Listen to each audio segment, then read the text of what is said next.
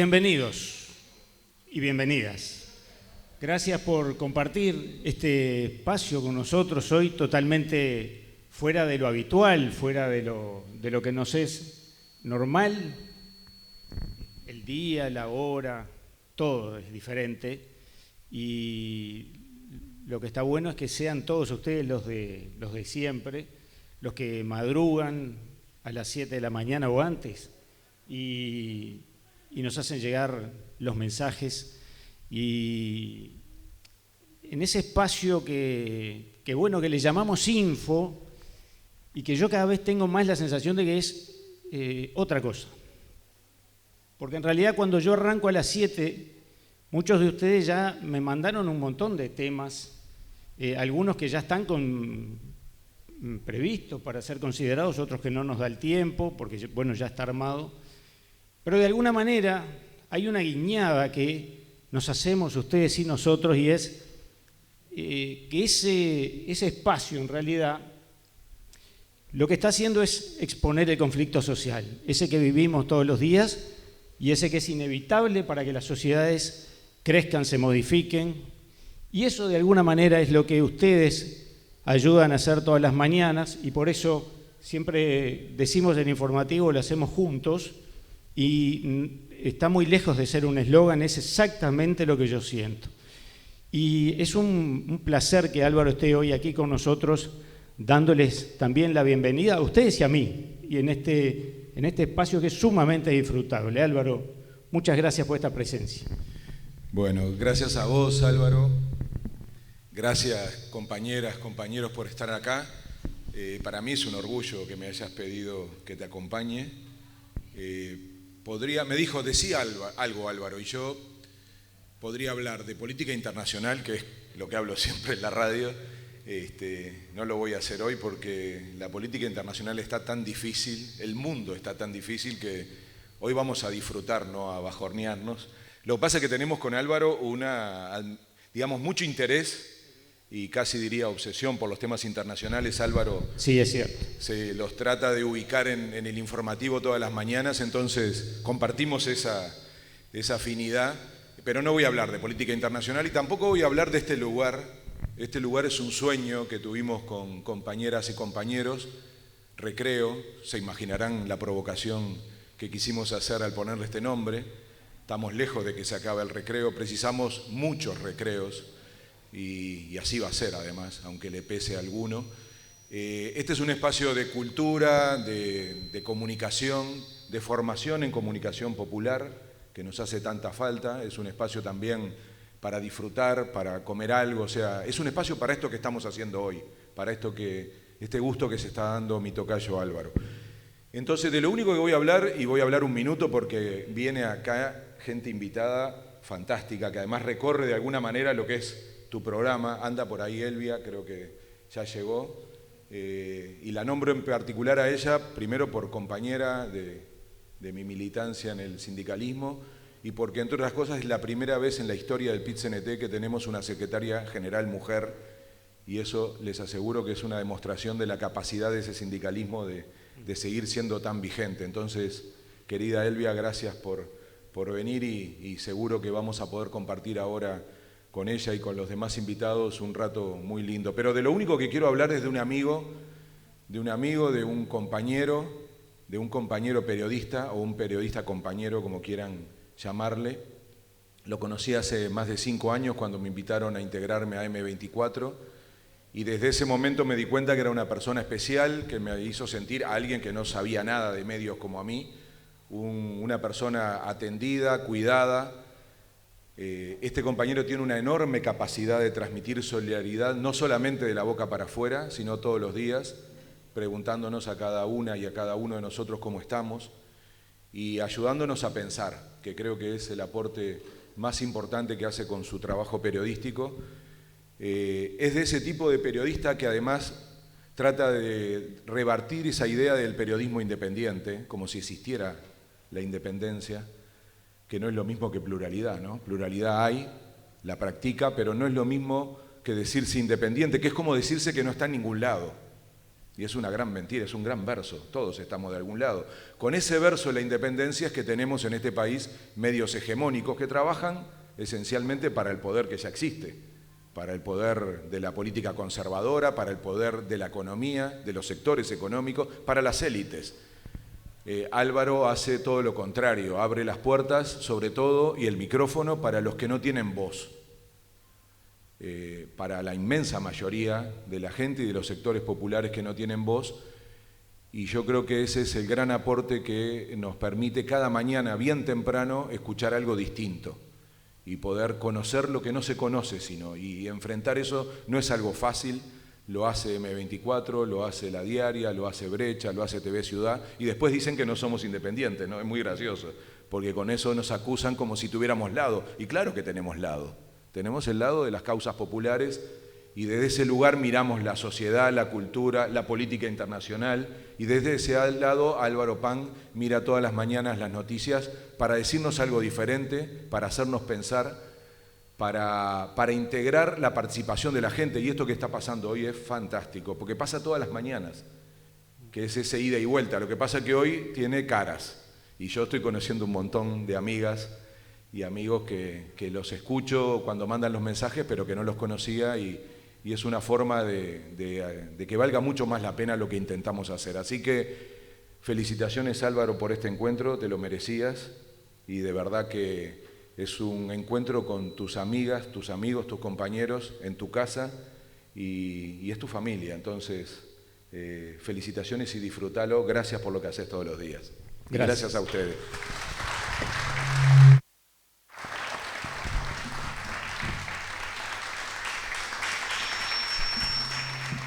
Cuidado que Álvaro va a llorar. ¿Cuál? Bueno, vení para acá, tío. Sí, sí. Bueno, vamos a hacer diferente entonces. Me paro yo, va a acoplar. ¿Qué hago? ¿Qué digo? Saluda a toda la gente que lo saluda todas las mañanas. Yo ya me di una vuelta y lo fui a saludar a casi todos, por lo menos, por ahí. Cuando pude levantar la cabeza de acá, que estaba un poquito complicado, pero por suerte ya estamos con todos ustedes. Gracias por venir. Ahora le voy a pasar el micrófono a los que saben hablar.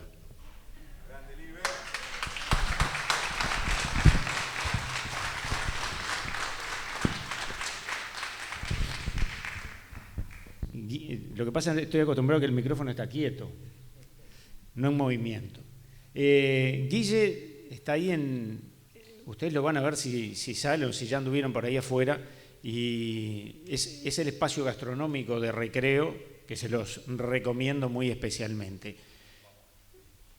Un agradecimiento obviamente a todos y todos los que han venido, bueno, tener este lujo de la presentación de Álvaro, porque está hecho desde el corazón, desde la sinceridad, un tipo realmente que no lo voy a valorar yo porque ustedes lo valoran habitualmente en la radio, pero es así como ustedes lo escuchan. Y bueno, darle un poco de apertura a lo que vamos a hacer a partir de ahora.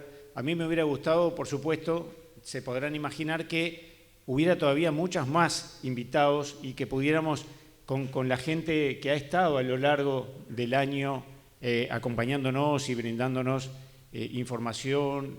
Hay personas, además, veo al Beto ahí, al Beto Bleda, estoy hablando como el presidente, ¿vieron? Estoy viendo ahí a fulano.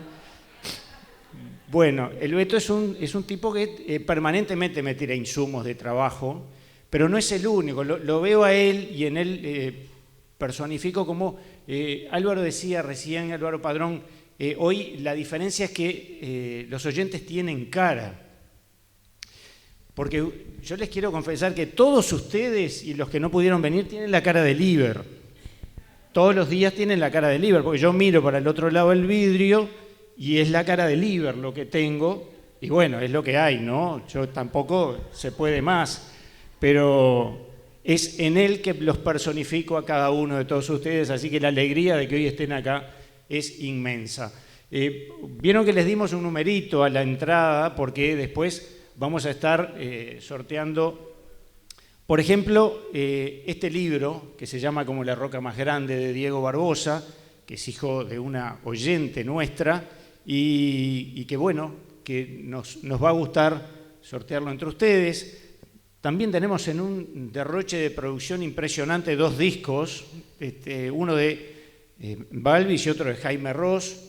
Jaime Ross, que me dijo, como no estoy pudiendo hacer el evento, te mando un disco para que regales entre los oyentes.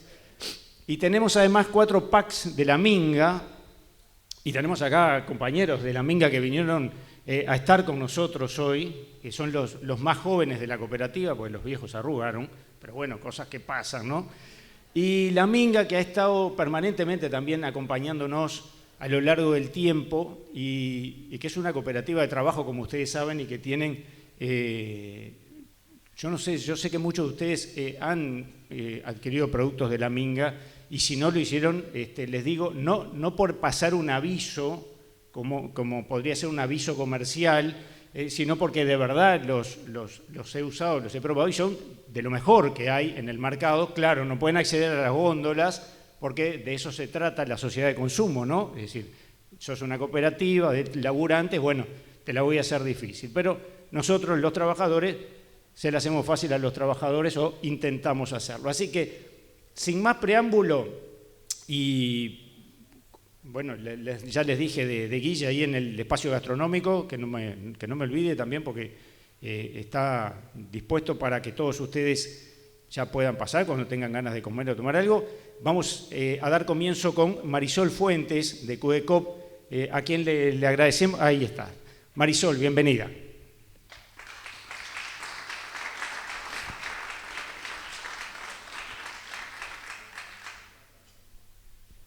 Con Marisol vamos a dar inicio. La idea, comentábamos con cada uno de los que van a estar conversando con nosotros, es hacer intervenciones breves. Vamos a tratar de no excedernos de los 10 minutos, pero en eso que comentábamos más temprano del conflicto social que exponemos diariamente, bueno, arrancar justamente por algo que en lo personal me es... que está metido dentro de mis entrañas y que es el cooperativismo. Y el cooperativismo que tiene diferentes formas de expresión.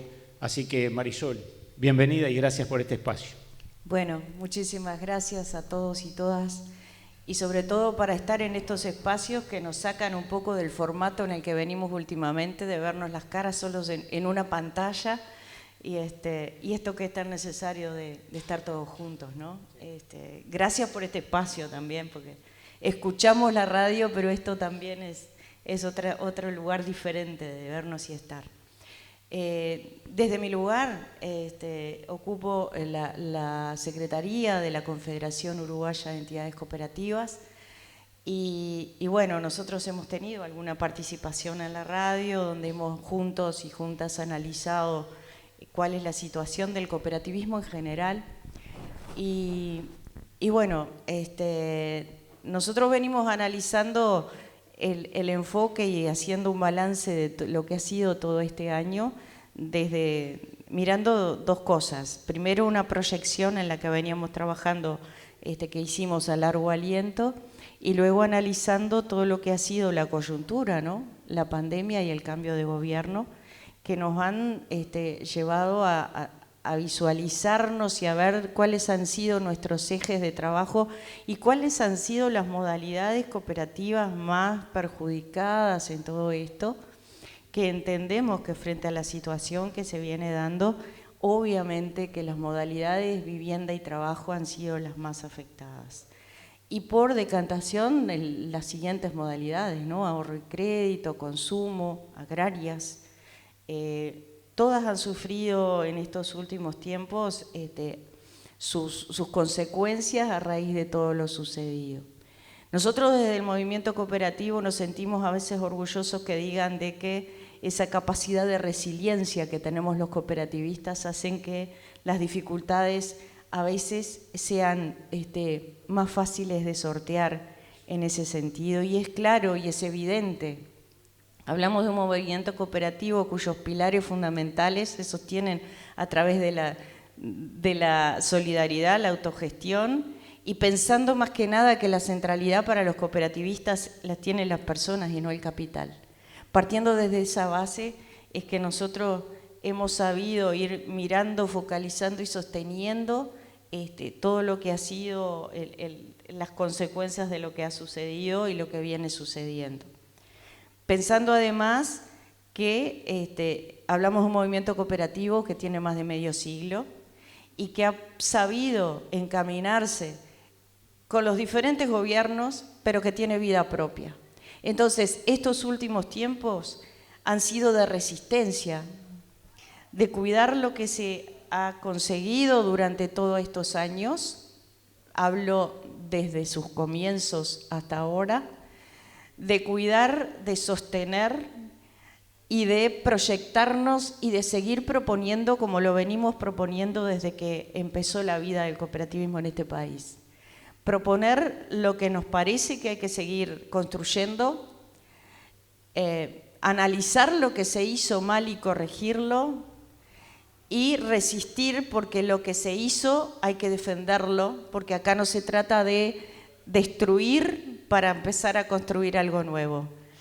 Nosotros queremos que se resista, que se sostenga, que se defienda lo que se ha conseguido hasta ahora como movimiento cooperativo, que se corrija lo que se hizo mal, porque sabemos que hay cosas que se hicieron mal, pero que a su vez tengamos la capacidad de seguir construyendo y desde el lugar de la Confederación, en esa participación que tenemos en la cogestión de política pública, seguir construyendo y aportando en lo que se pueda y en lo que entendemos que se puede seguir avanzando. En ese sentido hemos aportado desde las diferentes modalidades lo que nosotros entendemos que se puede seguir haciendo y estamos trabajando en las correcciones a la ley de cooperativismo, la Ley General de Cooperativismo que fue aprobada en el 2008 y que fue aprobada para nuestro orgullo con el consenso de todos los sectores políticos y que desde ahí nosotros sabemos que hay cosas para seguir corrigiendo. Eso es lo que está trabajando también el movimiento cooperativo, en aportar en la legislación, en lo que se pueda mejorar y lo que se pueda construir de aquí para adelante para seguir mejorando. En lo que hace a la modalidad vivienda, creo que hay compañeros que hoy van a participar en ese sentido y creo que van a ser más específicos en lo que se viene trabajando en el tema vivienda.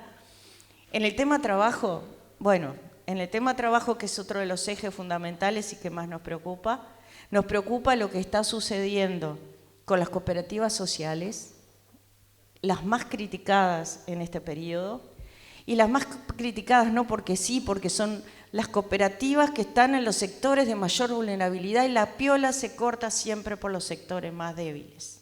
Entonces es ahí donde están las mayores críticas. Sabemos que allí Sin embargo, son las que mayor aporte le dan al Estado.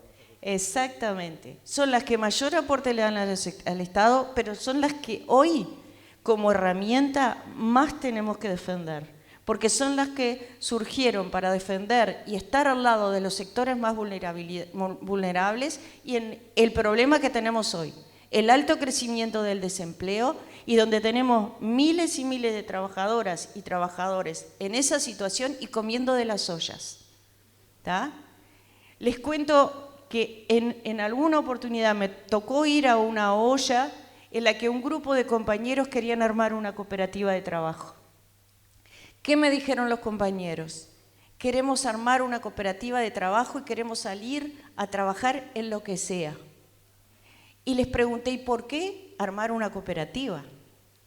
Bueno, por dos razones.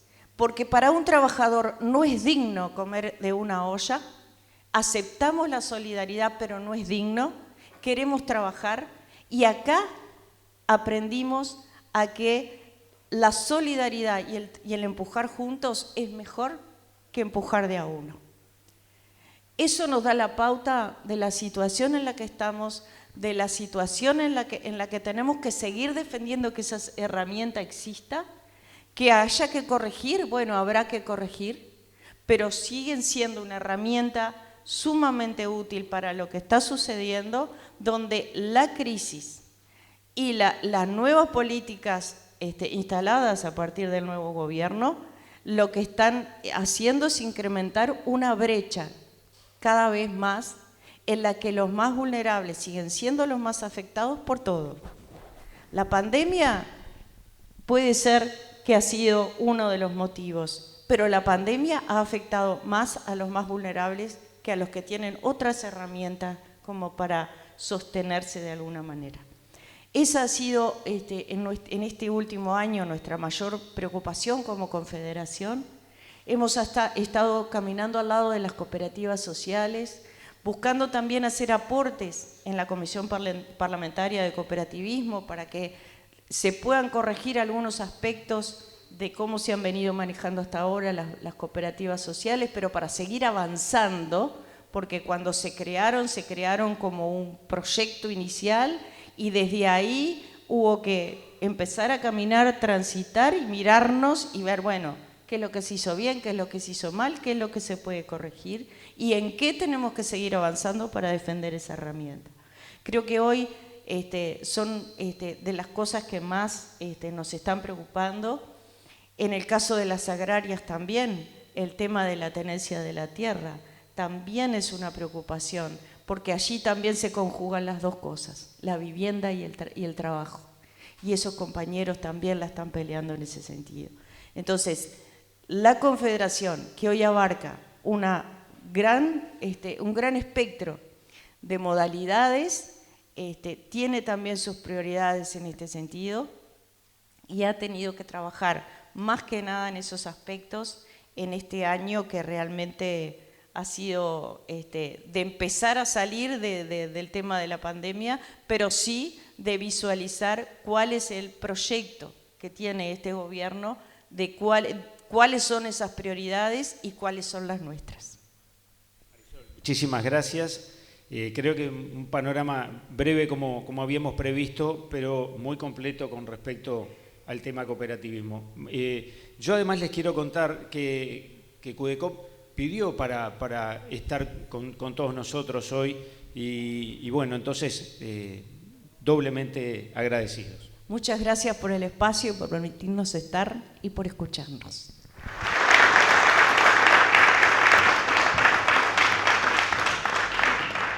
Y ahí tenemos a Gustavo González, justamente secretario general de FUBAN, que a Gustavo, yo no sé a veces si revelar algunos datos, pero lo conocí cuando era dirigente sindical del Correo. Y esto hace ya un buen rato. Gustavo, bienvenido, gracias por este espacio, por compartir este espacio físico hoy y no telefónico como es habitual. No, el agradecido soy yo, felicitarlos por esta actividad.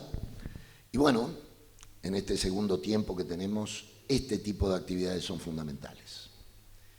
Y hablar de cooperativismo, en este caso es un hilo conductor, el cooperativismo de vivienda, pero en tu caso, de alguna manera, no solo el cooperativismo de vivienda, ¿no? Sino como un trabajador social, un militante social de muchísimos años, con una mirada además. Yo trato de no adjetivar con respecto a los entrevistados, pero creo que todo el mundo reconoce ese trayecto que tú has tenido y bueno, la invitación hoy era justamente para hablar de cooperativismo de vivienda y más.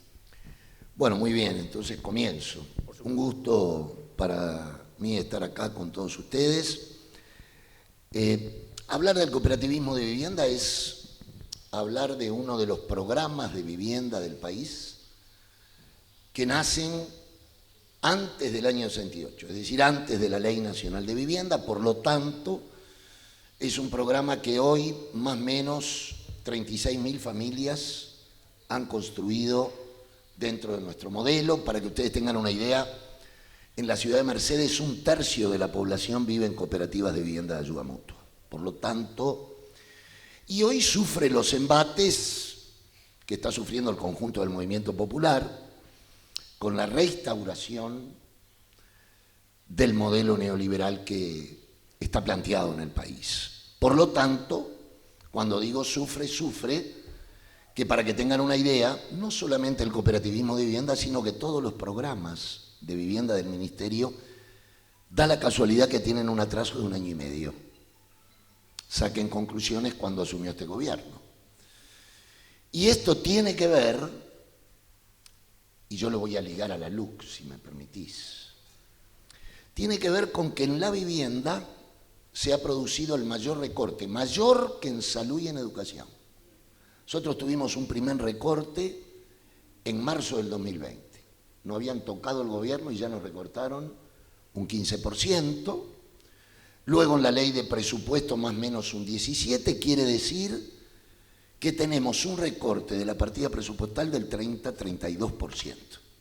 Esto llevó a que nosotros tuvimos 21 cooperativas de vivienda que desde hace un año y medio tendrían que haber escriturado y a partir de agosto recién de este año comenzaron a darle fechas de escrituración. Por lo tanto, el panorama es crítico.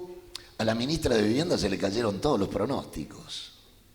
¿Recuerdan cuando dijo que iba a darnos 50, 60 mil viviendas? Brutalidad. Yo dije, resolvimos el déficit habitacional del país. Pero después dijo que fue una cifra. Está claro, podía haber hablado de 5, de 10, bueno, tiró esa, pero ahora no va a poder cumplirlo. Como tampoco va a poder cumplir, y lo reconoció el otro día, con algo que parece que al presidente de la República no lo deja dormir. El problema de los asentamientos irregulares. Propagandeó ya cuando en la elección anterior que iba a llegar al asentamiento cero, ahora reconoce el jueves pasado la ministra que no van a poder llegar al asentamiento porque parece que los asentamientos siguen creciendo. Claro, hay 100.000 nuevos pobres.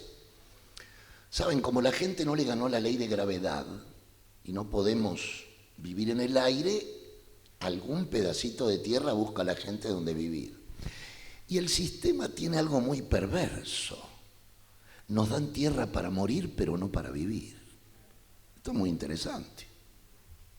Somos terrícolas antes de ser uruguayos, pero no tenemos derecho a un pedazo de tierra. Insólito. En ese marco sale la ley de urgente consideración. Y el otro día escuché al presidente de la República que se le acercó un pibe así dijo, en la ciudad de Colonia y le dijo, qué suerte, ahora voy a poder alquilar sin garantía. Y él, feliz. Bueno, voy a detenerme en la LUC para ver desde qué perspectiva y qué conceptualización hacen del problema de la vivienda. Lo primero que están diciendo es que ahora, atiéndase bien, ahora va a poder alquilarse sin garantía. Esa es la primera mentira. El alquiler sin garantía existía en el país antes de la ley de urgente consideración. Por lo tanto, ya hay uruguayos y uruguayas que han alquilado sin garantía. Lo segundo es que dicen que nosotros mentimos, sobre todo Bianchi. Está obsesionada con FUPAN. Nos denunció al Ministerio de Educación y Cultura, ahora nos denunció al Ministerio de Vivienda, porque dice que falseamos la verdad. Y no contenta con esa propuesta, ahora se tira contra una docente que por suerte no se enteró que nació en una cooperativa de vivienda. Porque si no sería peor lo que hubiera dicho todavía. Bueno, entonces ellos dicen que mentimos. La primera mentira es que era necesaria una ley de urgente consideración para alquilar sin garantía. ¿Qué hace la LUC? La ley incorpora un viejo reclamo de las cámaras inmobiliarias. ¿Por qué? Porque el alquiler sin garantía se basa, hasta el momento, antes de la LUC, en la ley de alquileres, donde el inquilino tenía una suerte de defensas. Entonces, lo primero que hacen en uno de sus artículos es que si tú te incorporas al alquiler sin garantía, al tercer día que no pagues, sos declarado moroso. Ustedes saben que cualquier trabajador, trabajadora no cobra todas las fechas exactas en cada mes, cualquiera puede atrasarse 3 días, al tercer día sos declarado moroso. Y al cuarto día, la propia ley lo pone, tenés una mora del 60%. Quiere decir que si tú tenés un alquiler de 10.000 pesos, al cuarto día debes 16.000. Y para que no te agarre el otro artículo que te desaloja en 6 días, tenés que pagar 16.000 pesos antes del 6º día para que no te inicien trámite de desalojo. Desalojo express. Express. Pero la LUC no se queda allí. También al buen pagador le cae. Y esto es muy interesante. Debe ser la única LUC que enjuicia también al buen pagador. ¿Por qué? Y aquí está el otro secreto. Como la concepción de ellos es que el mercado regule la ley de alquileres, lo que se puede dar, aún con un buen pagador que pagó todos los meses durante el contrato, es que yo estaba alquilando a 10.000 pesos, pero viene otra persona, Álvaro, se acerca al propietario y le dice, yo te quiero pagar 16 por esa casa. Entonces, en 30 días, aún siendo buen pagador, me pueden desalojar. Pero si será para los Maya Oro, que está estructurado esto, que ahora los propietarios, según la ley de alquileres, para poder iniciar trámite de desalojo, tienen que estar al día con cualquier deuda con el Estado. Ahora no. Ahora puede deber 8 meses de contribución inmobiliaria, igual puede iniciar trámite de desalojo. ¿Cómo se llama el capítulo de la LUC? Emergencia en la vivienda. Uno se podría imaginar que si la vivienda está en emergencia, yo diría que ya está en el CTI. Bueno, podría haber algún artículo que, por ejemplo, genera un nuevo programa de vivienda, por ejemplo, que dice vamos a afectar tal impuesto para engrosar más el presupuesto de vivienda. Nada de eso dice. La palabra que más aparece, y me tomé ese trabajo, es desalojo, en todo el articulado. Es una palabra que permanentemente está. Entonces, la ley de urgente consideración no resuelve el problema. Hay un artículo muy interesante que salió ayer en Brecha, no sé si algunos han podido leerlos, la tapa es genial, dice vientos de desalojo, la tapa de Brecha es genial. Pero después hablan las cámaras inmobiliarias también, no solo el Boca Andrade y yo, y dicen que efectivamente están preocupados porque ellos sí pidieron garantías, pero la gente ya, y esto es gracias a las firmas y a la denuncia que todas y todos nosotros hemos hecho, no se está animando a alquilar sin garantía. Porque los uruguayos de tonto tenemos poco, aunque algunos se marean a veces. ¿Sí? Pero bueno, vamos a salir de eso. Entonces, el tema de la vivienda es uno de los temas más preocupantes. Estamos en 70.000 unidades habitacionales de déficit, esto reconocido por todas y todos los partidos políticos y el oficialismo. Es humo lo que están vendiendo y yo estoy convencido que va a triunfar el sí. Absolutamente convencido. Miren, ayer siempre hay un traidor, ¿vieron? En la vida es así. Siempre hay un alcahuete, un traidor siempre existe. Ayer uno de ellos me alcanzó el librillo del no. Muy interesante. Entonces, en seguridad, 3, 4 hojas escriben para darle a sus militantes que Raffo convocó a hacer piquetes. Raffo no leyó la LUC. Convocó a hacer piquetes. Bueno, para hacer esos piquetes, la Juventud del Partido Nacional, según Raffo, en vivienda ponen media página nada más. Media página. No dicen nada. Entonces, en este marco es que también los cooperativistas de vivienda opinamos.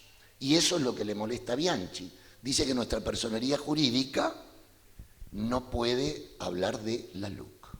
Y se enojó muchísimo con una brillante actriz que hizo Lucrecia, ese spot publicitario que hicimos. Bueno, se olvidó cuando en el local de Fugan iba Alberto Sumarán, iba López Balestra, iba Luis Ituño, iba Ciaín, iba Rijo, iba Guillermo Chiflé todavía en la clandestinidad del Frente Amplio, iba Gonzalo Carámbula, y se reunía la intersocial y la intersectorial que convocaba a caceroleos y apagón contra la dictadura en el local de Río Negro 1544 de la vieja FUPAN. Se olvidó de eso. En ese momento podíamos hablar. Cuando nos pronunciamos por la libertad de Pozzolo, cuando nos pronunciamos por la venida de Wilson al país. Pero bueno, esta gente tiene poca memoria, están muy nerviosos. Eso es muy interesante. En toda batalla, si el otro está nervioso, vamos muy bien. Vamos muy bien. A tal punto están nerviosos que el ministro de Educación dijo que volveríamos a la educación de los soviets si derogamos los 135 artículos. Como si alguna vez en la escuela pública nos hubieran dado el manifiesto comunista o el quehacer de Lenin para leer Papá tiene pelo. Marx no escribió sobre eso. Y Lenin tampoco. Y nunca nos dieron esos libros. Pero un ministro de Educación es capaz de decir esta barbaridad. O el otro, Botana, que debe extrañar a Moria Kazán. Botana, que dice que van a salir los 600 presos a degollar gente si derogamos 135 artículos. Bueno, esta es la tinelización de la política que están haciendo y están volviendo a la herramienta que siempre han usado: el miedo, el terror, el no te metas, el dejanos a nosotros que pensamos por vos. Pero la semana que viene vamos a emocionarnos de nuevo, porque la Corte Electoral va a decir que habrá referéndum, y eso se lo debemos a todos ustedes, a los que salieron puerta a puerta, a los que pusieron la mesita, a los que a veces hasta los relajaron y le dijeron no vengas acá a joder. A esos le debemos las 800.000 firmas. Y si le deberemos, que ahora ANCAP tiene espalda. ¿Sí o no? No hay aumento de combustible porque parece que ANCAP anda como tiro. Tiene millones de plata. Pero la querían vender a pedazos hace 3 meses. Y la reforma que viene de la seguridad social, porque es lo que viene ya, donde tendremos que hacer algún convenio con Martinelli, ya nos llevamos la tumba y nos jubilamos ahí, en la puerta del Zócalo. Ya también la tiraron para después del referéndum, porque saben que van a perder. Gracias a ustedes, gracias Álvaro. Él me conoce a mí de chico, yo lo conozco a él de chico cuando era un excelente militante en la lucha contra la dictadura en Mesa 2. Gracias a ti.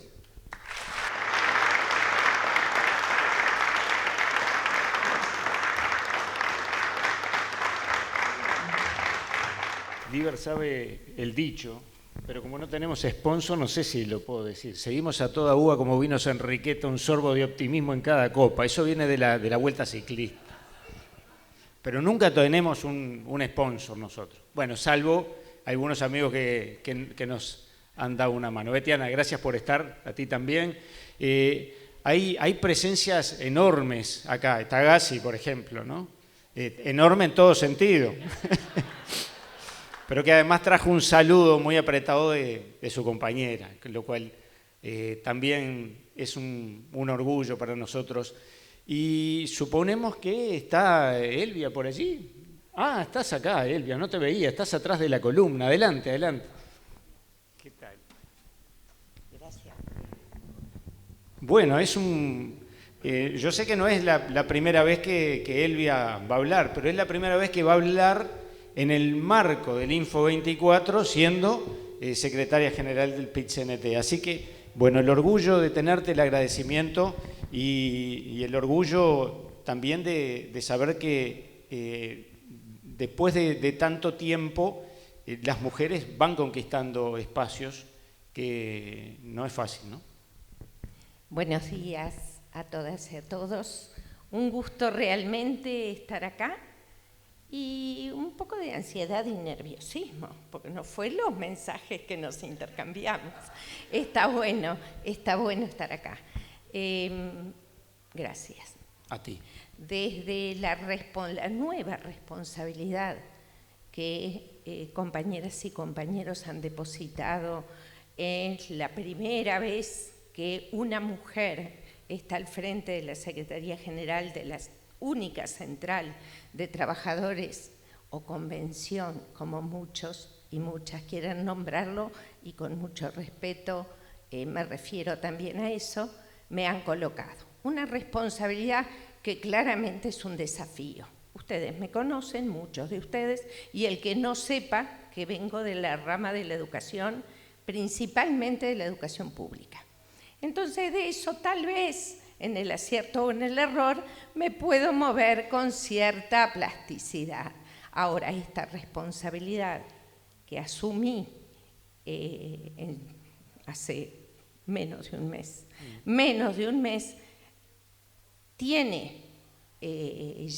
conlleva en esta responsabilidad una mirada mucho más amplia que solamente educación y solamente educación pública. A pesar de que mi corazón está ahí, a pesar de que el corazón de todas y todos los ciudadanos uruguayos deberíamos poner un foco muy fuerte en esta defensa con respecto a la ley de urgente consideración, sin desmerecer al compañero de fútbol que me antecedió, pero el tema de educación se nos va la vida, y sí se nos va la vida.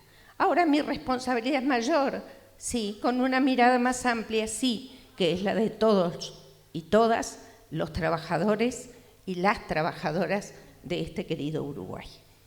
Mucho para aprender, indudablemente, mucho para aprender. Los desafíos se asumen y las responsabilidades también, pero a la vez tiene que haber una devolución, y esta devolución es en mi compromiso de aprender en aquellos espacios en que no son comunes. Y lo que tenemos en común desde el movimiento sindical es que somos y nos sentimos clase trabajadora.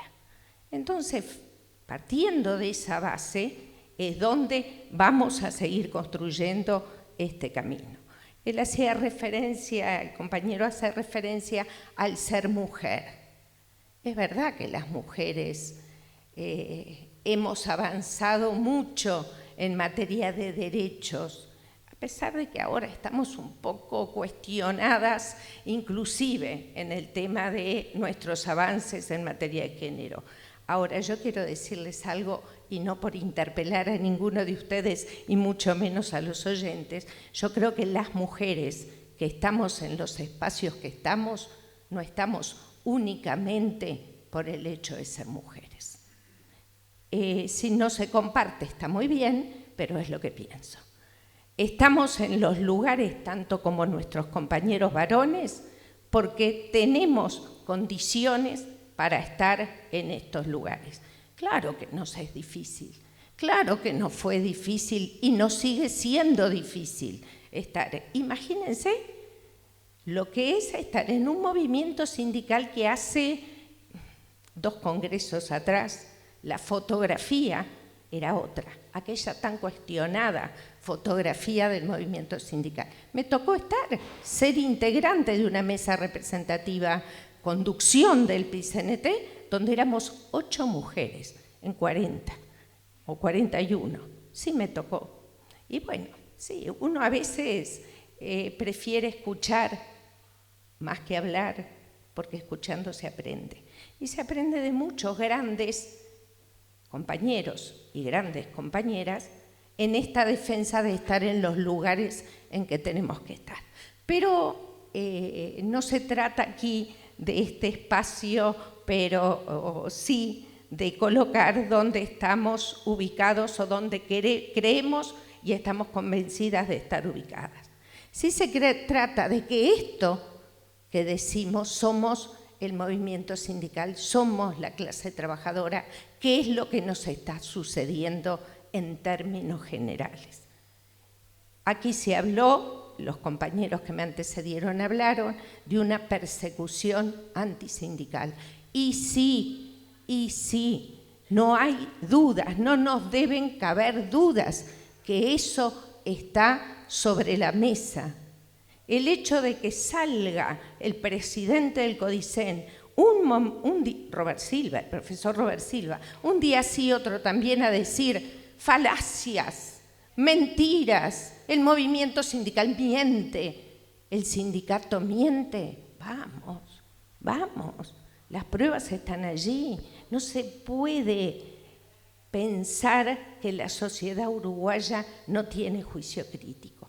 Lo tiene y lo tenemos. Entonces vamos, no podemos permitir que solamente con la palabra deslegitimen tantos y tantos años de construcción histórica de nuestro país. Tantos y tantas luchas que ha llevado adelante el movimiento sindical para tener espacios de participación. Porque ¿cuál es la columna vertebral de lo que estamos perdiendo en materia educativa y en general con este gobierno? Claramente son los espacios de participación. Y ustedes dirán, porque es cierto, estaba el otro día en la torre de las comunicaciones cuando sucedió el hecho con la compañera Mayo, porque además estuve con ella y conversé en mi calidad de secretaria general del PICNT. Claro que estuve y voy a estar en todas aquellas en que los compañeros entiendan que debo estar. Ahora, ¿eso es participación? O discúlpenme y me hago cargo, o eso es una puesta en escena. Eso es una puesta en escena. Eso fue una puesta en escena.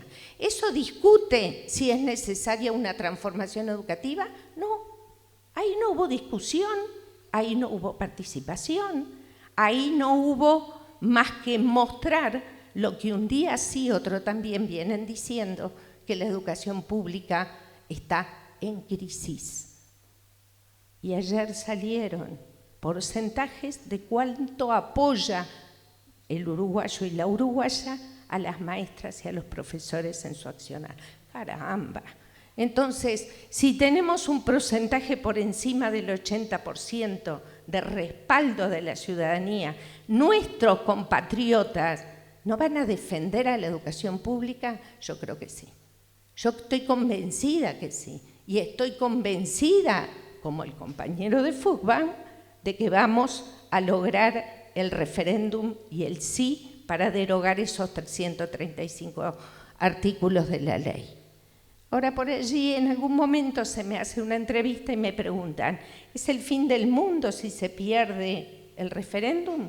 Y yo contesto, no, para mí no es el fin del mundo que se pierda. Y bueno, y tal vez medio sacado de contexto quedó bastante compleja la declaración, también me hago cargo de esas debilidades que las tengo y las asumo y trato de mejorarlas. Ahora, ¿por qué no es el fin del mundo? Porque no se nos acaba la vida, porque podemos seguir construyendo y vamos a seguir construyendo. Hoy nuestra batalla está en ganar este referéndum.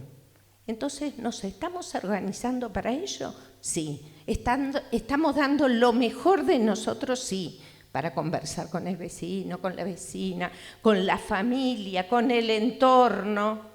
Sabemos que hay estudios realizados con respecto a dónde tenemos que incidir y tiene que ver con nuestro entorno más próximo. Entonces, si están estas herramientas al alcance de nosotros, militantes, que estamos convencidos que esa ley nos hace retroceder y perder, pero derechos que dejan al Uruguay o quieren poner al Uruguay en otro lugar donde la inmensa mayoría de nuestros compatriotas no quieren y no queremos estar.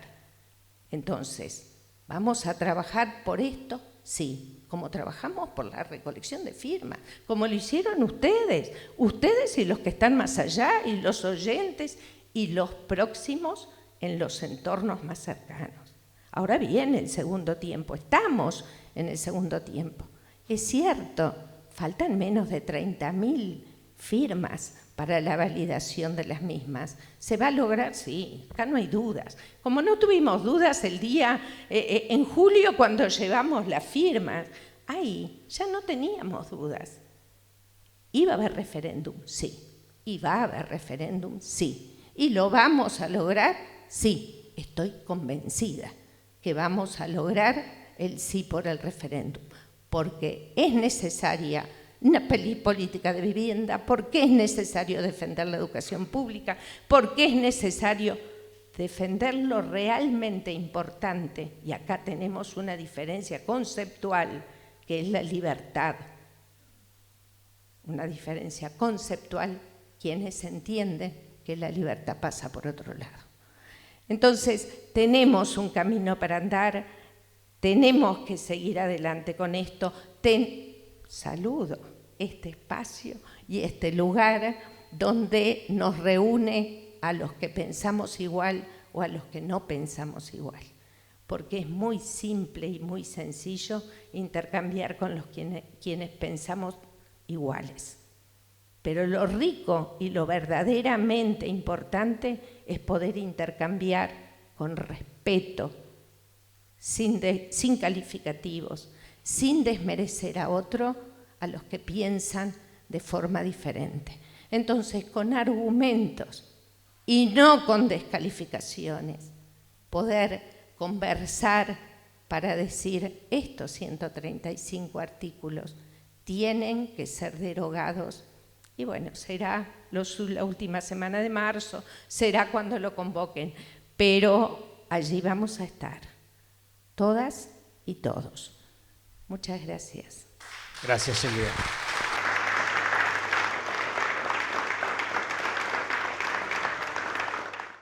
Otro tema que ustedes saben que ha estado atravesando permanentemente el Info y M24 en general, es el tema vinculado a los derechos humanos. Así que era imposible invitar a todas las organizaciones, pero invité a alguien que conocí y que también permanentemente me da insumos de trabajo y me da mucho cariño y me brinda mucho trabajo con respeto, y es Gastón Grisoni, a quien le pido por favor, ahí está Gastón, que no lo veía, hay mucha gente y me pierdo de dónde está cada uno, además estoy nervioso, estoy un poco ansioso, esto no es lo de todos los días. Gastón, bienvenido. Tome el micrófono que si no, no lo van a escuchar. Bueno, buenos días, muchas gracias Álvaro por la invitación. Vamos a ser breves, vamos a respetar el compromiso. Es un tema que hoy por hoy está muy arriba de la mesa. Han pasado muchos años y a veces uno piensa que determinadas cosas no van a pasar, pero a veces también descubrimos que con los sectores de derecha gobernando en nuestro país, el pasado a veces es impredecible, porque tesis que a veces consideramos que ya están enterradas vuelven a surgir y tenemos que volver una y otra vez a debatirlas. Esta semana estamos todas y todos convocados para una gran marcha a la hora 18 desde Plaza Libertad hasta el Palacio Legislativo para expresar el rechazo a un proyecto de ley presentado por Cabildo Abierto que pretende otorgar la prisión domiciliaria a todas aquellas personas mayores de 65 años de manera preceptiva, obligatoria. La prisión domiciliaria ya está vigente en Uruguay para aquellos casos que por diferentes razones lo ameritan. De hecho, ya hay 14 criminales disfrutando de prisión domiciliaria en este país y solamente tenemos 24 que están en prisiones. Ramas, Abelino Ramas, un coronel retirado, una de las figuras emblemáticas de aquel periodo, nunca estuvo preso. Hace más de casi 10 años que está en prisión domiciliaria y cuando fue detenido se trasladó al hospital militar y de ahí fue para la casa. Gilberto Vázquez fue internado días antes de fallecer. Es decir, la prisión domiciliaria ya está, ya existe. Tienen condiciones carcelarias, además, que no son envidiables por el resto de la población carcelaria. Es más, en cualquier momento van a poner carteles en el CONCAR: basta de privilegios, queremos ser condenados por delitos de lesa humanidad, para tener un coronel con chofer que día a día vaya a Domingo Arena para recoger sus inquietudes, sus necesidades y satisfacerlas. Porque en esas condiciones es que están en Domingo Arenas. El proyecto de prisión domiciliaria es parte de un conjunto de artimañas que ellos vienen presentando, que tienen horizontes. Atrás de esto viene otro proyecto de ley de reparación a las víctimas de la violencia generada por las organizaciones populares. Hay una idea de una potencial amnistía, como dijo la Vigil, pero también hay que tener en cuenta que estos sectores juegan a varias puntas. Nosotros tenemos un poder judicial que está lejos de ser democrático. Está lejos. Una Suprema Corte de Justicia que no es transparente ni es cristalina de la forma en la cual es designada por el Parlamento. Tenemos un sistema judicial donde los mecanismos para ascender son difíciles, son a dedo. Es como el mecanismo de elección de los generales. Ellos mismos te dan 2 o 3 para que elijas, pero ya los eligieron. Lo mismo pasa en la Suprema Corte de Justicia. Entonces, todas estas declaraciones rimbombantes, estas medidas que ellos hacen, están orientadas en buena medida a presionar y seguir presionando al Poder Judicial para frenar y detener las causas que se vienen tramitando y sobre las cuales hay que tomar decisión. En Argentina y en Chile, las cárceles están abarrotadas de torturadores y asesinos. En Argentina, casi 1 millar. Lo mismo en Chile, con Piñera. Y acá hemos logrado alrededor de 40 criminales que estén presos. Cada prisión es un triunfo. Nosotros, en este país, como colectivo organizado, Crisol es la asociación de todas las expresas y de todos los expresos políticos, pero con determinadas convicciones. Estamos de cara al presente, pero queremos que haya justicia para el pasado, porque la dictadura no fue un proyecto de dementes obsesionados por torturar y violar y desaparecer gente. La dictadura fue la respuesta de las clases dominantes ante una crisis del país para reestructurar la economía uruguaya, para que los mayas de oro pudieran enriquecerse, aunque en aquel momento no se los llamaba maya de oro, pero eran los grupos privilegiados que se enriquecieron con la dictadura. La rosca oligárquica, qué memoria. Era para favorecer los trabajadores en este país. Perdieron el 50% de su poder adquisitivo durante todo ese periodo. La dictadura fue carísima para la sociedad uruguaya. Hasta el día de hoy cuesta $500 millones para pagar la caja militar por los sueldones generados con la ley que ellos se aprobaron. Los jubilados en este país, hasta el día de hoy, no han podido recuperar el aguinaldo que perdieron.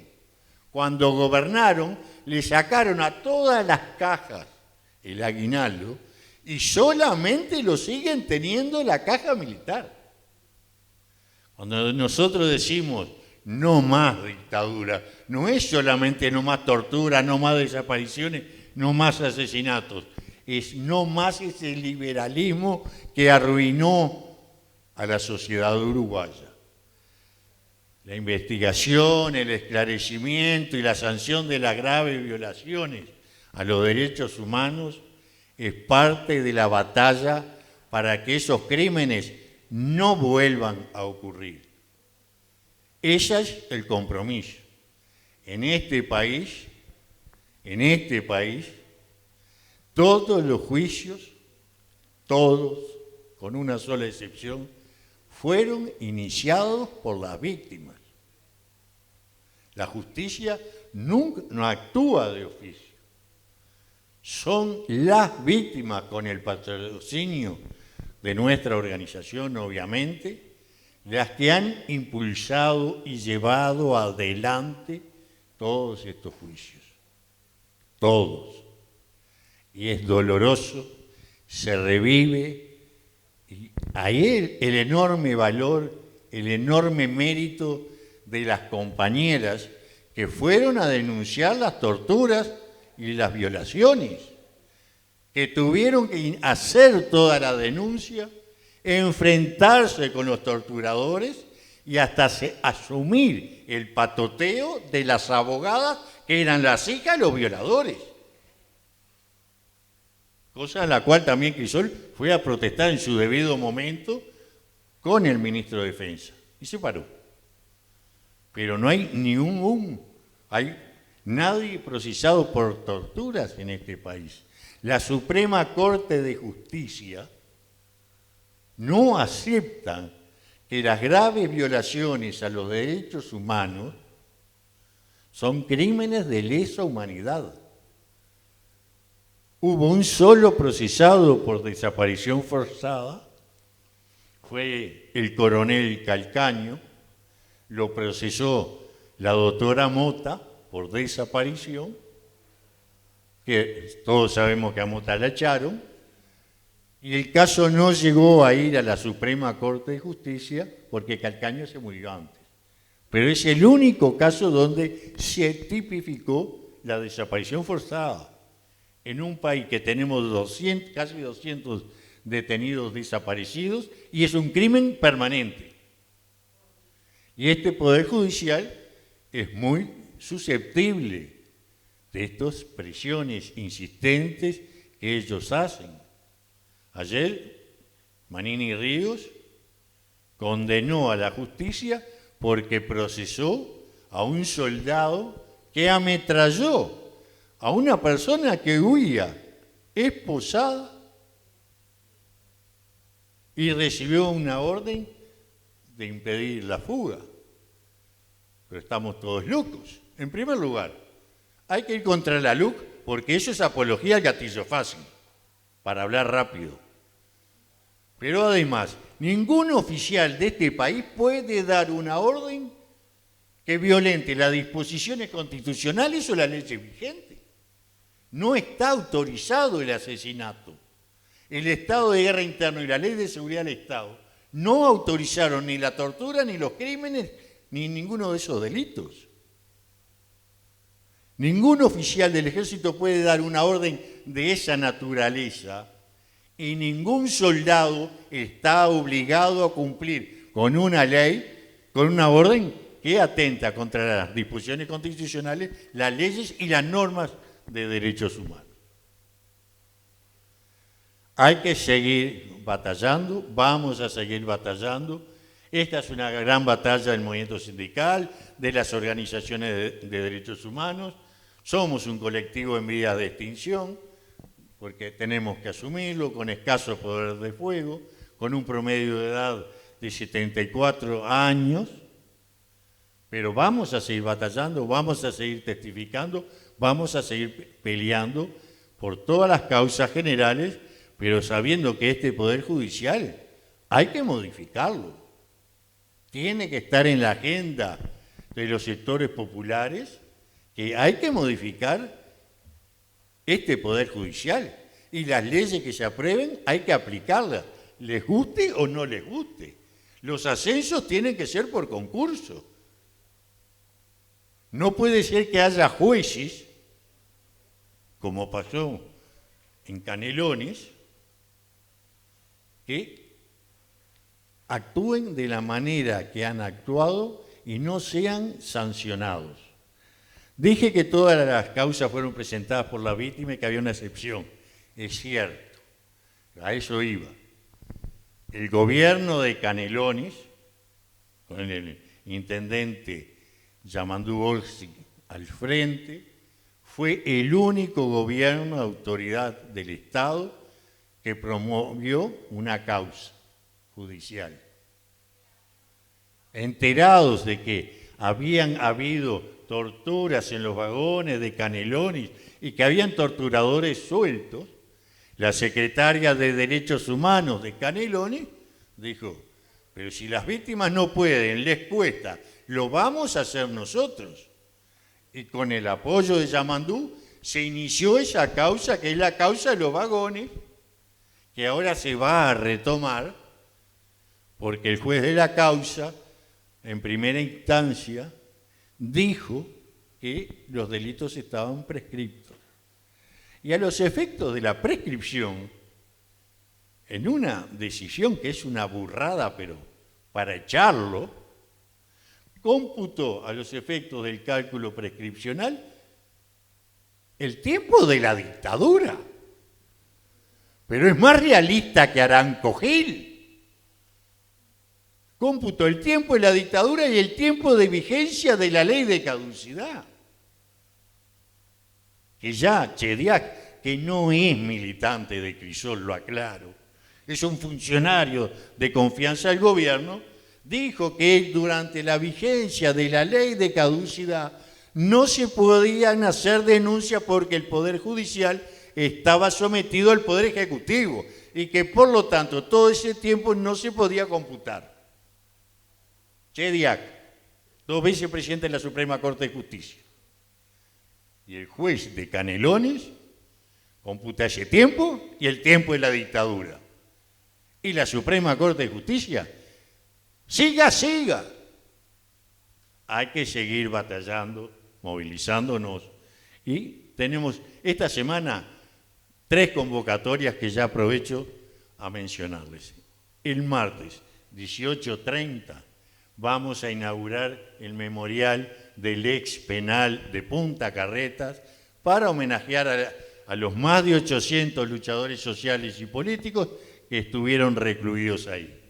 El miércoles, también a las 18:30, vamos a colocar una placa de memoria en el GIOR, Centro General de Instrucción de Oficiales de Reserva, para los jóvenes. Era el lugar donde permanecían detenidos los presos políticos en la época de Pacheco, que la justicia los liberaba, pero que Pacheco no los largaba. Y también todos los que se detenían en aquella represión permanente y constante contra el movimiento sindical. Bueno, el miércoles 18:30 en la puerta del GIOR colocaremos la placa en homenaje a esos compañeros y el jueves todos a las 18 a la plaza porque la causa de la libertad sí nos exige seguir moviéndonos. Muchas gracias.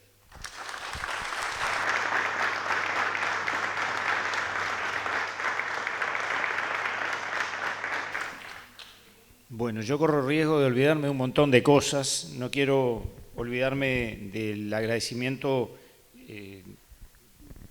por la generosidad con que estuvieron trabajando en todo este tiempo a Nico y a Tania. Y bueno, a todos ustedes, porque yo hoy decía, bueno, el Beto, pero ya está Carlitos también, que es un tipo que me asiste permanentemente con materiales, con información. Hermanos de la vida, además.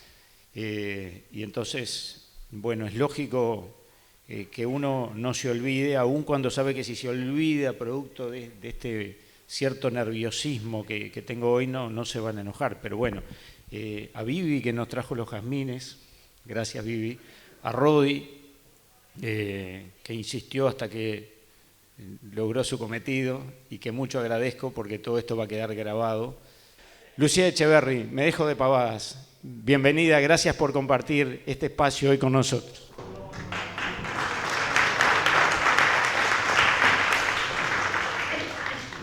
Buenas tardes, buen día. No sé cómo. Yo tendría que hacer una gran presentación, decir que también habitualmente recurro a gente como ustedes, como hoy decía, bueno, Betiana no la veo ahora, pero gente que permanentemente me asiste, a veces con notas, pero a veces con información que uno requiere. Y bueno, Lucía es una de esas personas, además que le tengo un gran respeto, como a tantos compañeros, por el trabajo que desarrollan. Así que bueno, para mí es un gusto que esté hoy aquí y que esté cerrando este espacio. Yo primero, más que agradecida, la verdad, de la invitación, por muchas cosas, porque me encanta el espacio de ustedes, lo escucho, intercambiamos cosas, aprendo, y eso me parece que es fundamental, o por lo menos para mí, pero además porque me permite estar en dos situaciones que para mí ha sido impresionante. Primero me reencontré con una gente a la que quiero muchísimo y que además me enseñó muchísimo de la militancia y del compromiso social hace muchos años. Las canas no son solamente un estilo, allá por La Teja, que son, y están acá acompañándote, que te escuchan, que son Andrés y Beatriz, son militantes sociales, médicos, licenciados en enfermería, que siempre entre la cachimba del piojo, la cantera del zorro, el tobogán, La Teja, Tres Ombúes, fue impresionante. En un barrio y con una gente que te enseñaba a poner la oreja, a escuchar, a sentir con el otro y a tratar de construir. Y esas cosas son invalorables. Así que agradecida de eso y agradecida en un espacio además porque una cosa que nunca les conté es que viviendo en La Teja militaba en el Tejano. Y ahí surgió la patriada con Gustavo Gómez, con Susana Reyén, con estos compañeros, otros más del El Puente, la radio comunitaria. Y yo vivía en un apartamentito muy chico y como nos perseguían, los sábados a las 6 de la mañana instalábamos la antena en casa y salíamos de ahí. Lo cual era una tortura, ¿no? Es decir, los viernes no podíamos ir a Progreso a tomar una cervecita porque al otro día había que transmitir. Pero era parte de esto, ¿no? De que la comunicación y la radio tiene que ver mucho con el sentir y con el poder comunicar otras cosas. Y ahora en una situación, además, yo no quisiera aguar un poco este encuentro, pero el escenario está bravo, digamos, ¿no? Nos deja poca cosa, pero escuchando a los demás compañeros, a Elvia, a quien admiro muchísimo, felicito y me parece excelente su posición y merecido, que también es por capacidad, no solamente por ser mujeres, cosa que es bien importante remarcar, o a Betiana, compañeraza del Parlamento, que me ha ayudado a transitar, porque es mi primera experiencia en el Parlamento, siempre tuve encargos más ejecutivos o de militante, y en esta primera experiencia en un momento bien complejo, porque hay una cosa que tiene esta coalición de gobierno, que lidera el herrerismo, y me parece que tenemos que tener bien presente eso, no es lo mismo el Partido Nacional que el herrerismo. Es más, yo escuché en el Parlamento, en los pasillos, que a veces dicen más que la propia Cámara en sesión, herrerismo fuerte, partido débil. Lo escuché y lo dicen ellos, digamos, y creo que queda a las claras eso, cuando ha tenido esa habilidad de poner a competir las políticas y las necesidades de los mismos organismos. Y voy a poner ejemplos. Ponen a competir como si fueran responsabilidades distintas a la política de asentamientos, que es una política integral, con el resto de los programas de vivienda. Y le retiran, como decía Gustavo, del presupuesto, del Fondo Nacional de Vivienda, que recuerden ustedes, hasta el 2007, ese Fondo Nacional de Vivienda, que por esa ley del 68, que fue vanguardia en América Latina durante muchísimo tiempo, lo constituían el aporte de los trabajadores y también estaba atado a los vaivenes del mercado de trabajo, porque en virtud de la cantidad de trabajador de empleo formal que hubiera, ese desaporte que además nunca se terminaba de volcar. Recuerden ustedes, y quienes son jubilados o pensionistas recordarán que en la crisis del 2002 los jubilados quedaron reclamando más de 100 millones de dólares que habían vertido a ese Fondo Nacional de Vivienda sin respuesta. Y en el año 2007, cuando se reformula la política de vivienda y hábitat en el país y se instala la reforma tributaria, que tiene mucho todavía para mejorar, una de las medidas fue justamente desvincular el Fondo Nacional de Vivienda y los recursos que son necesarios para construir y darle respuesta a la ciudadanía, a todos los sectores socioeconómicos, desvinculan el fondo de los vaivenes del mercado de trabajo y pasa a ser un aporte de renta general, que se nutre con el aporte de renta general, pero también con el recupero y el ajuste de que tiene que obligadamente cada 2 meses hacer el Ministerio de Economía para reintegrar y que eso permita seguir financiando. Y de ese fondo recortan un 15% en marzo. Hoy la compañera del cooperativismo decía, llegó la pandemia, el cambio de gobierno, y uno no sabe bien qué fue primero y qué fue después, ¿no? Vienen como bastante asociados ambas cosas, o qué es cada uno. Pero ahí recortan, y recortan además la estimación. ¿Por qué? Porque en la ley de urgente consideración establecen un artículo de la regla fiscal, que el país siempre tuvo, pero aquí la cambian, y establecen que hay que disminuir el gasto público social. Y eso, disminución del gasto público social, por supuesto que abarca la vivienda. Y de pique le sacaron 4.600 millones de pesos al Fondo Nacional de Vivienda por año. ¿Y ahí qué marchan? Y marchan todos los programas, sobre todo los programas vinculados a la política de revertir la situación de hacinamiento, de asentamientos, que además no es solamente un tema de vivienda, que es lo que nos han querido instalar. Hay que construir viviendas, y hay que construir vivienda más rápido, y hay que construir vivienda que valga menos, pero los asentamientos no es solamente un problema de vivienda, es parte, y se lo hemos dicho, la vivienda es condición necesaria, pero no es suficiente para revertir las problemáticas y la vulneración de derechos que se viven en un asentamiento. Se necesita que vayan de la mano, al mismo tiempo, en forma simultánea, programas vinculados a la inserción educativa, programas vinculados a la generación de empleo, programas vinculados al acceso a la cultura, programas vinculados al deporte, a generar espacios de convivencia diferente, porque allí, en los asentamientos, hay una vulneración, hay una precarización de la vida en su conjunto, no solamente el tema de la vivienda. Es más, no todos quienes viven en asentamiento están por debajo de la línea de pobreza, producto de esa situación justamente más compleja. En este marco ellos han simplificado el problema, porque también tienen esa condición. Simplifican como que si todo fuera una cuestión mecánica y matemática. No lo es, pero le recortan recursos.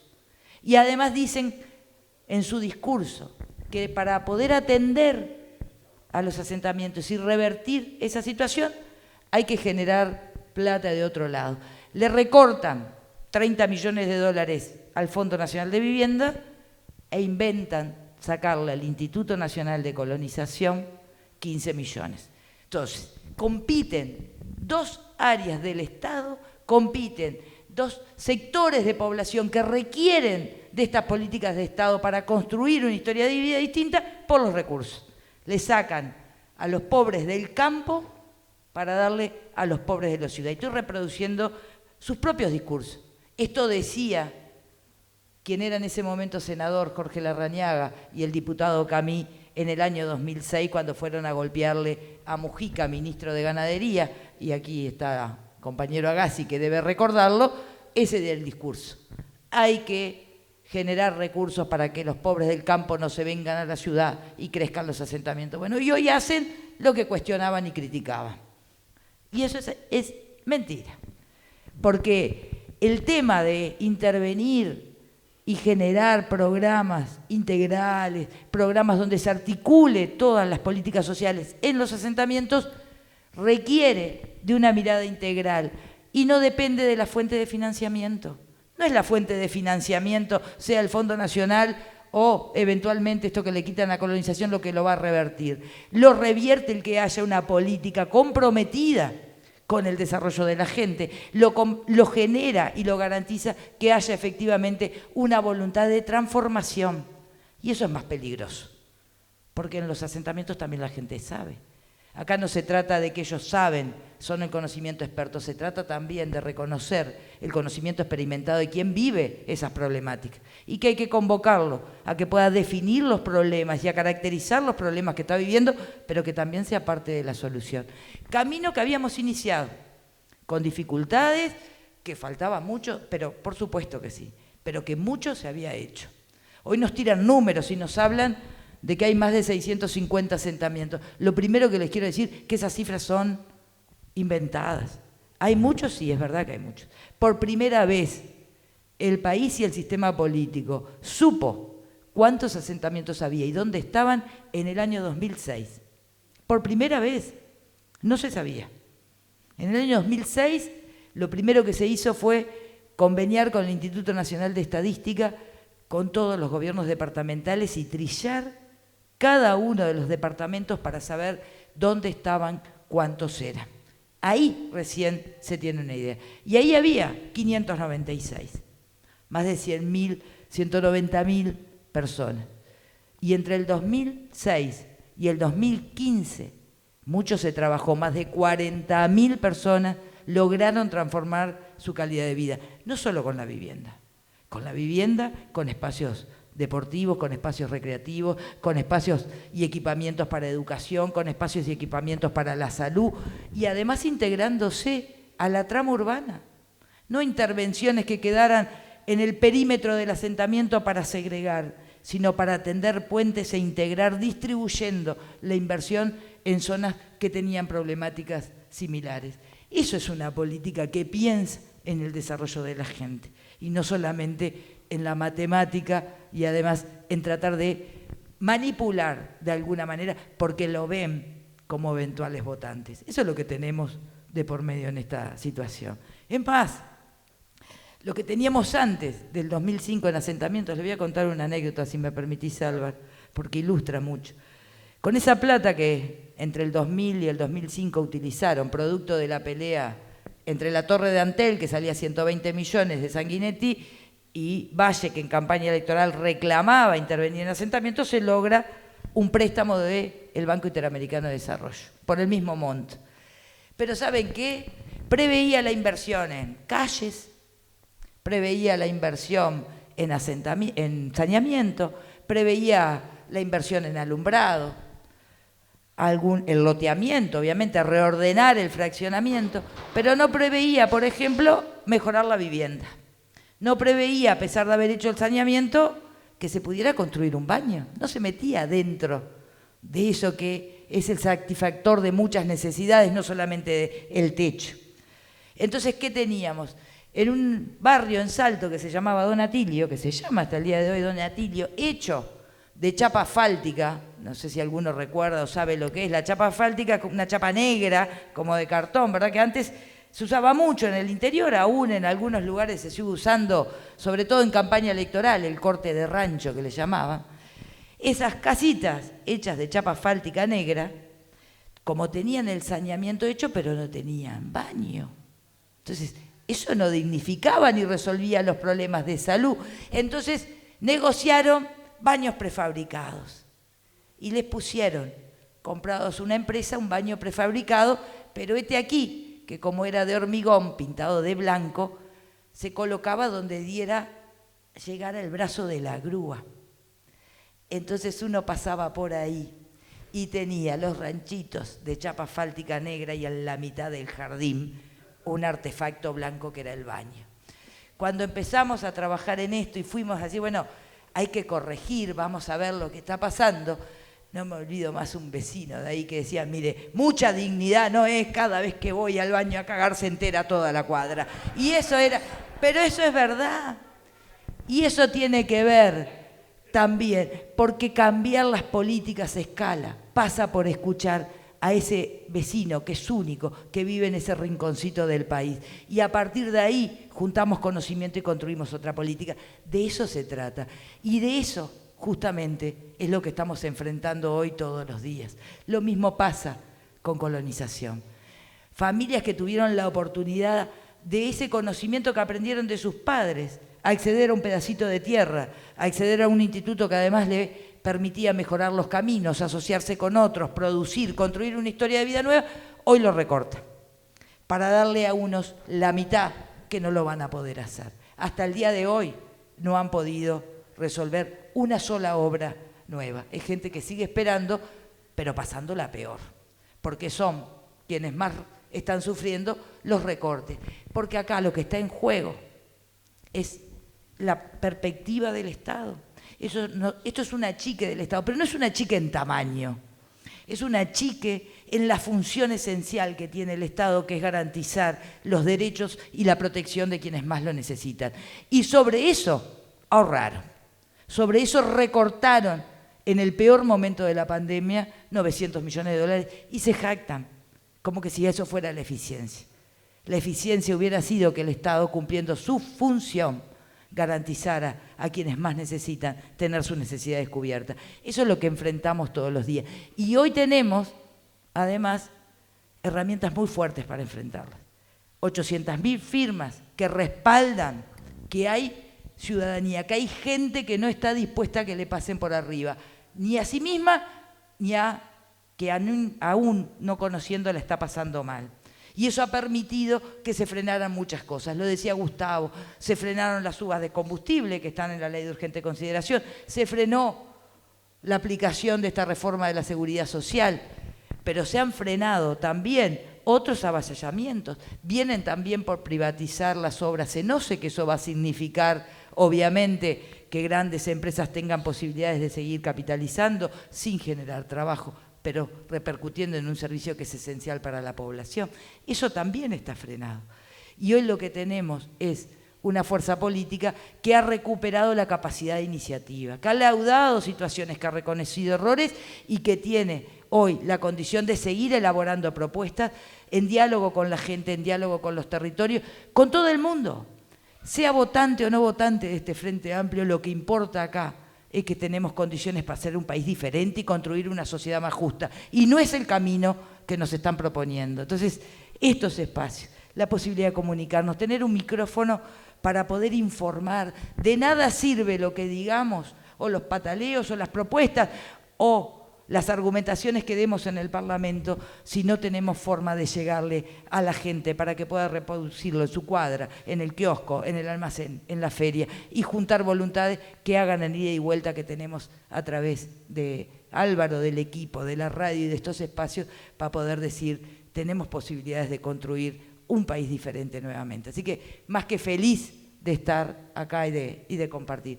Porque también en mi casa, esta zona, que construimos con otras cooperativas, porque me reencontré con amigos que siguen luchando y militando, y con todos ustedes, compañeros también en otros espacios, para poder decir, tenemos la oportunidad de dar vuelta a la pisada. Así que muchísimas gracias, Álvaro. Gracias a ti.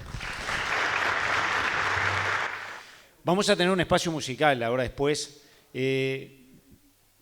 ¿Cómo están las cosas de Guille, Sonia? Que te vi que estaba... ¿Sí? Impresionante. Bueno, allí está Guille entonces en el espacio gastronómico para deleitarlos. Yo tendría que saludarlos uno a uno, pero es imposible. Gracias a todos. Le voy a pedir a Leticia, que Leticia es una de las permanentes de la radio y que es la mamá del autor de estos libros, que me diga un par de números para obsequiar aquí. El número tiene que ir entre el 1 y el 41, no somos tantos tampoco, ¿no?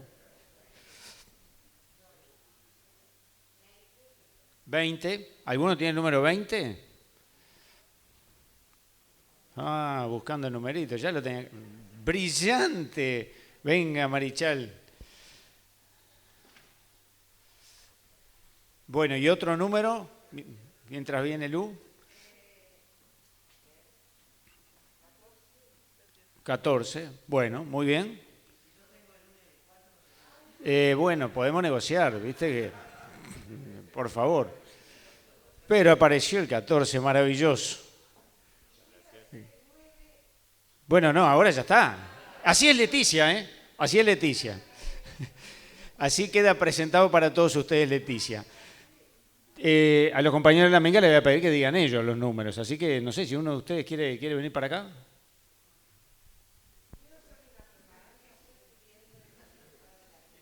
Vení.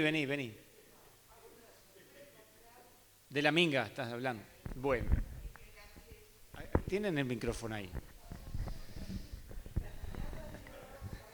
Bueno, muchas gracias. Bueno, a ver. Precisamos 4 números. Tenemos 4 packs de la Minga después de toda esa publicidad que hizo. ¿Saben cuál es la diferencia entre publicidad y propaganda? Capaz que el Beto me corrige. Vos querés que me pare. ¿Por qué querés que me pare? Pero qué cosa fuerte esto. Bueno, ya estoy de pie. La publicidad es todo lo que hace referencia a productos y la propaganda es todo lo que tiene que ver con la difusión de temas políticos y religiosos. Así que lo que acaba de hacer la compañera es publicidad. Lo que vamos a hacer ahora es sortear. Ya está. Bueno, 7. Está negociado. Esto está negociado. Ya te lo traemos. Trae los packs, mientras la compañera va tirando otros números. Ahí va. ¿Cuánto es? Dice. Eso lo arreglás conmigo, no entendés nada. Bueno, vamos con otros 3 números. A ver. Permiso. 36. 36. Papá que se fue. Ah, se fue. Se lo llevamos hasta la casa. 36. Dale. A ver. 15. ¿Apareció el 36? No. 15. Oh, 36. Estaba el 36. Adelante. Cuidado los cables. Ahí va. Felicidades.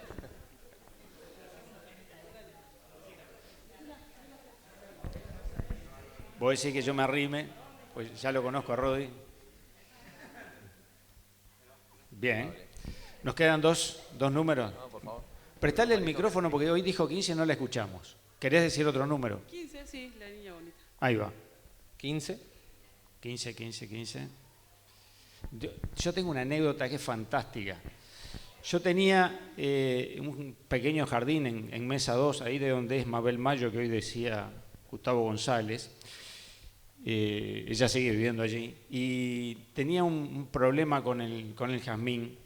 Y el viejo Artigas Valente, que es uno de esos tipos que uno no para de agradecer en la vida, perdonen, me dijo, andá a la agropecuaria y comprá 15. Y yo fui a la agropecuaria, me paro firme ahí y le digo, precio medio y medio.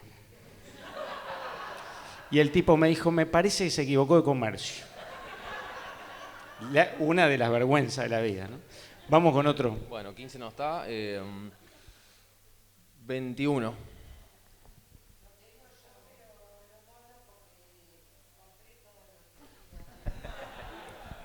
Bueno, Está pidiendo un descuento, Leticia, no sé si se entiende. tirando la patada, ¿no? En la próxima compra, ¿no? Después de toda la publicidad que hizo, ustedes dijeron el 21, yo sé que todo estaba arreglado, la gente no se dio cuenta. Vamos con otro número. Bueno, 28. 28. Bien. Alguien Señora. sabe que lo tiene y ahí viene. Sí. Muy bien.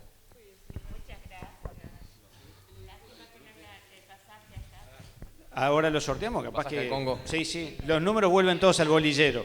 Foto. Para el sorteo del Congo... Sí. Bueno. fotito. ¿Cuánta Una fotito. gente hay que para ir al Congo? ¿Nos queda uno?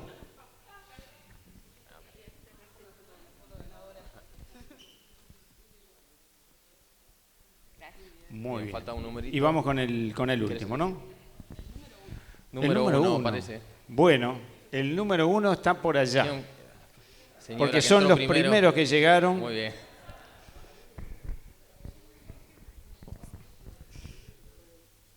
Bueno, muy bien. Muchas gracias. Bueno, que lo disfrute. Estamos ahí. Muchas gracias. Bueno, muchas gracias.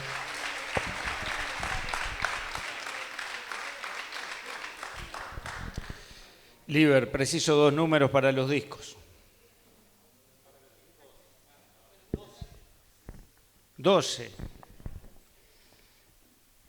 12. Vamos a tener que apurar porque se nos va la gente. No hay 12. Bueno, yo voy a decir el 9. ¿Pero vos estás en todos los sorteos?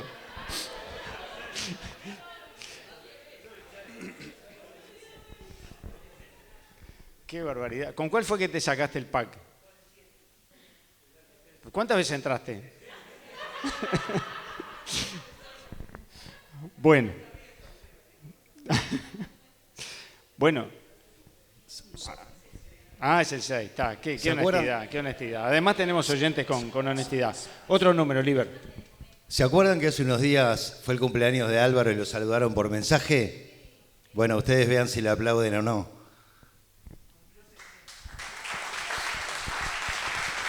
Gracias. Lo quiero hacer llorar. Después de los 50 ya no se aplaude.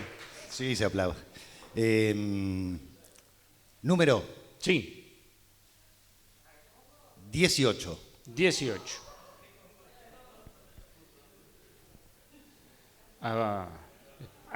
Qué gusto. Y hasta podés elegir entre Balvis o Jaime Ross. Jaime Ross. No entra en el plano. Sí. Pará, Rodi, decile, sentate. Bien así, dale. Saque ahí. Esperá. Bien ahí. Lo que pasa es que tenía que ser así. Él abajo de la plataforma y yo arriba. Y más o menos capaz que emparejamos.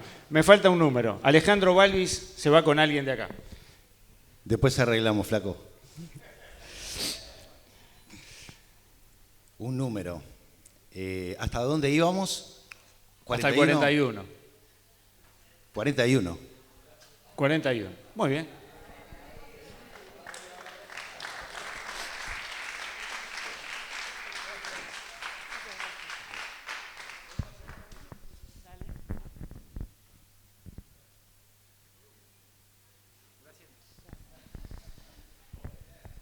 Bueno,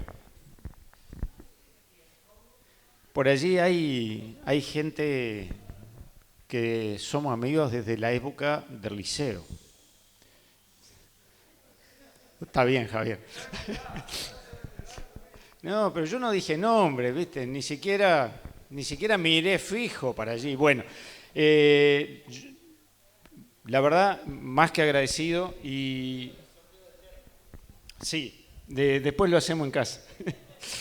Si pierdo esto, pierdo media vida. Viene el espacio musical. Yo les quedo más que agradecido realmente y me quedo corto. La verdad que no es fácil pensar en armar algo de estas características, pero bueno, ustedes lo hicieron que la devolución hiciera que de alguna manera uno diga, bueno, esto lo hago y no sé si lo volvemos a hacer, pero después de verlos a todos ustedes, ver el cariño con el que iban llegando y la alegría del momento como lo fuimos compartiendo, hace que uno se lo replantee y diga, seguramente lo hagamos de nuevo. Estoy muy emocionado, gracias.